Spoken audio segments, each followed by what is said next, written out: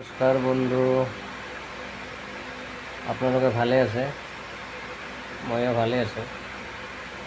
এতিয়া ৰাতি 1টা বাজিল, দিনত সময় পোৱা নাই।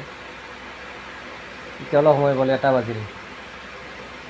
1টা বাজিল তো অলপমান ভিডিঅ' এটা বনাম, বেছি দীঘল নহয়। আপোনালোকে ভিডিঅ'টো ঠেলি বেছিয়ে কৰে,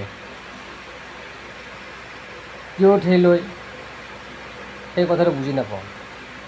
হিংসাতে ঠেলই না মানুহটো পচন্দ নহয়, না মানুহটোক কথা কোৱাটো পচন্দ নহয়, কি হেৰিখন ঠেলা মাৰি দিয়ে।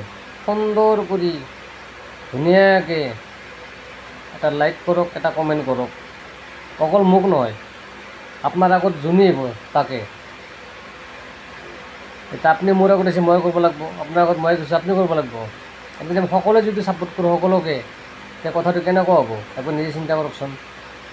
মই ৰাইট ক'লোঁ না ভুল ক'লোঁ?